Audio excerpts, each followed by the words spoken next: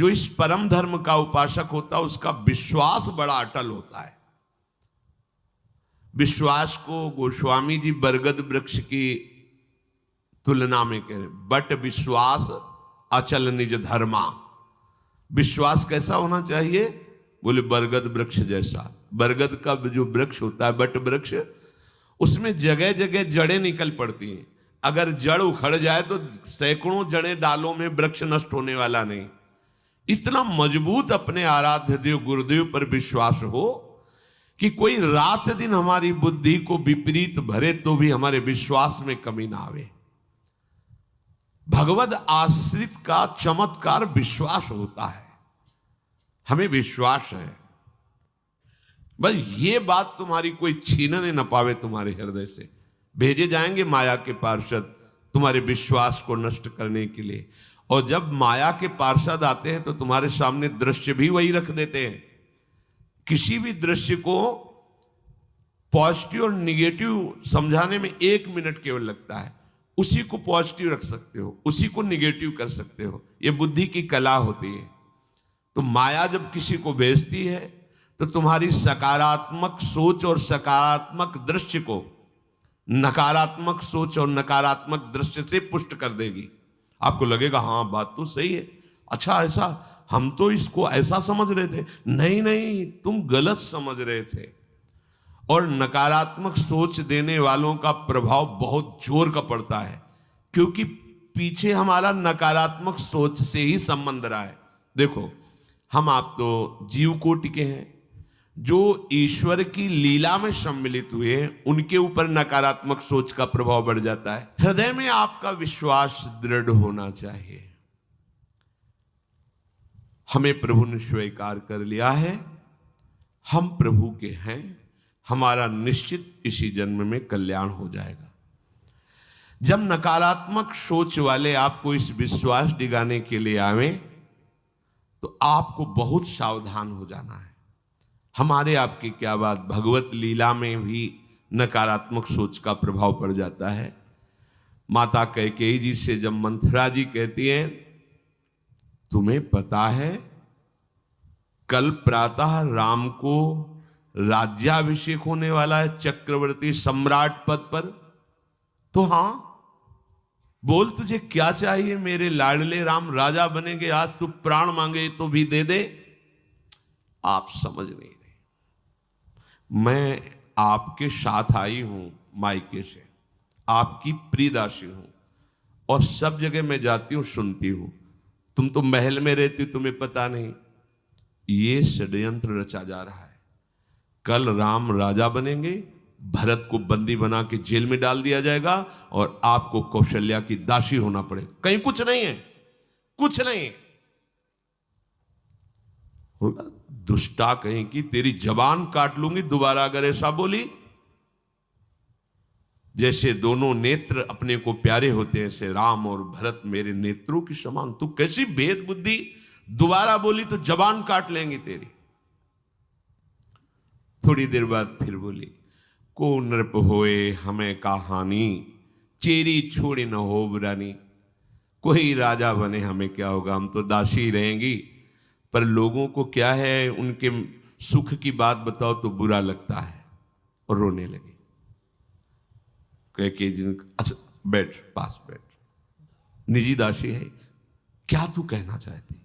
मैं सही कह रही, तुम्हारा बड़ा अमंगल है, तुम्हारा बड़ा अहित है राम का राज्याभिषेक होने पर। सही बात, महल की बात बता रही हूं, कौशल्या की दासी बनना पड़ेगा तुम्हें। तो फिर क्या कर सकती हो? तुम्हारे पास वरदान है ना, महाराज ने कहा था। हाँ है तो मांग लो ना, यही अवसर है। क्या मांगू? राम को 14 वर्ष का वनवास और भरत को राजगद्दी। आ गई बात समझ में, आ गई समझ में। कहां सुबह महामंगल होने वाला था त्रिभुवन का, भगवान राम राजा बनने वाले थे, और कहां सुबह तापस वेश विशेष उदासी, 14 वर्ष राम नंगे पैर भगवान को वनवास। दशरथ जी का प्राण त्यागना, स्वयं सहित कौशल्या जी का वैधव्य होना, महान कष्टों की वर्षा हो गई। ये नकारात्मक सोच ऐसा नहीं कि तुम्हारी बुद्धि को न बदल दे, बहुत इसमें पावर है, क्योंकि ये सब माया के रचे हुए यंत्र हैं। इसलिए इस परम धर्म के मार्ग में चलने वाले उपासक का विश्वास दृढ़ होना, नहीं कुछ भी हो जाए प्राण समर्पित कर दिया। अब एक बार प्राण समर्पित है, जो होगा देखा जाएगा। राधा राधा राधा, कदम पीछे नहीं हटाना। निष्ठा विश्वास प्रतिपल हमारा बढ़ता रहे। इस मार्ग के उपासक को अपने आराध्य देव में विशिष्ट भाव रखना है। अपने आराध्य देव, जैसे जब हमसे तत्व रूप में पूछा जाएगा तो सर्वत्र मेरे आराध्य देव हैं। यह हमारे आराध्य देव का सगुण निराकार रूप है।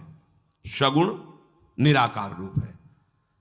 राधा वल्लभ लाल जी ही सबके हृदय में बैठे हैं। सगुण और निराकार सब जगह व्याप्त है। आकार दूसरे हैं पर वो सब जगह व्याप्त है। लेकिन जब भावरूप से पूछा जाएगा तो निकष कुंज ठाढ़े भय भुजा परस्पर अंश, श्री राधा वल्लभ मुख कमल निरख नैना, प्रिया लाल गलबहियां दिए खड़े। इसी रूप के हम दीवाने, इसी रूप का हम जूठन पाने वाले, इसी रूप की हम परिचर्या करने वाले। तो अव्यक्त रूप से मेरा प्रभु सर्वत्र विराजमान है, इसमें संशय नहीं। चाहे क्रूर हो, पापी हो, नीच हो, सबके हृदय में मेरा प्रभु विराजमान है। पर जब संगोष्ठी होगी, सेवा होगी, प्रसाद पाएंगे, जयकार करेंगे, तो केवल राधा वल्लभ लाल का नाम जपेंगे तो केवल इनका, कीर्तन करेंगे तो केवल इनका, ध्यान करेंगे तो केवल इनका। अन्य भगवान के रूप, भगवान के नाम, भगवान की बात मंगलमय है, पर मेरी आराधना का स्वरूप अनन्य, मेरे आराध्य रसना कटो। तो अपने आराध्य देव में विशिष्ट भाव, इससे आगे कोई नहीं। ऐसा दृढ़ भाव अपने आराध्य देव से बढ़कर के कभी कहीं भी हमारी श्रद्धा नहीं होनी चाहिए।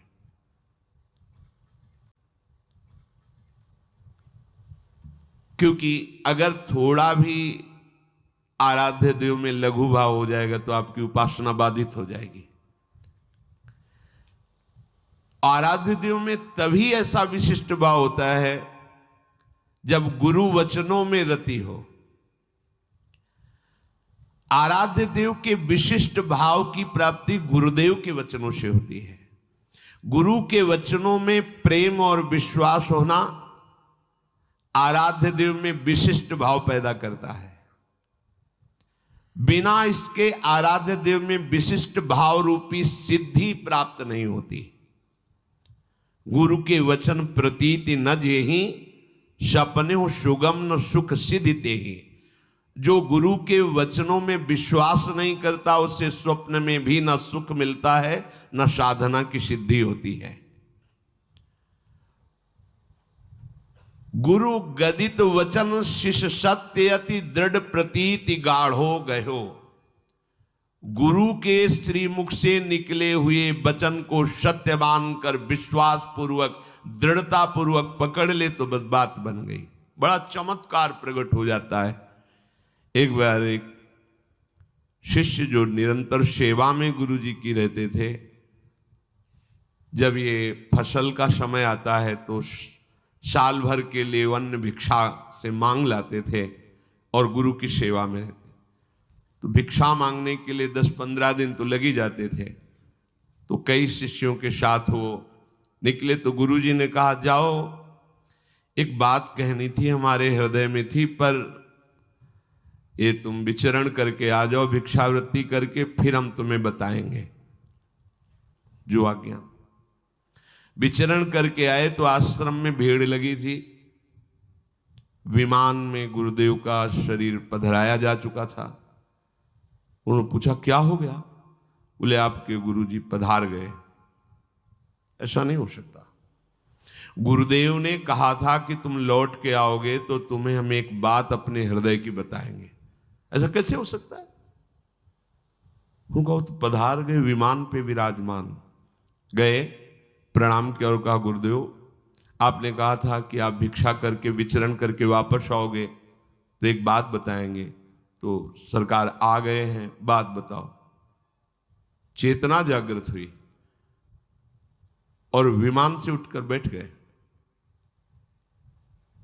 और कहा बेटा हम यही कहना चाहते थे कि जैसी तुम्हारी अपार श्रद्धा और विश्वास हमारे ऊपर है, ऐसे ही सब संतों पर करो। सब संतों की सेवा हमारा ही स्वरूप मानकर करो। सब संतों के सामने नमन हो, सब संतों पर विश्वास रखो, ये भगवान का स्वरूप है। तो कहा गुरुदेव इसके लिए प्रमाण के लिए आपको कुछ दिन रुकना पड़ेगा। अब हम 1 वर्ष आप जैसी ही संतों की सेवा करेंगे और फिर आप जब कह दोगे कि हाँ ठीक है, फिर आप जैसी इच्छा हो आपको, आप हमें अपने समीप रखो या आप प्रियालाल के समीप जाओ, आप परम स्वतंत्र हैं। पर 1 वर्ष आपको रुकना पड़ेगा इस उपदेश को प्रमाणित करने के लिए। 1 वर्ष और गुरुजी रुके, 1 वर्ष बाद फिर पधारे। ये चमत्कार निष्ठा में प्रकट होता है, गुरु वचन पर प्रतीति। यदि हमारे हृदय में थोड़ा भी गुरु वचनों पर संशय रहेगा तो हमारा भाव प्रभु तक नहीं पहुंच पाएगा।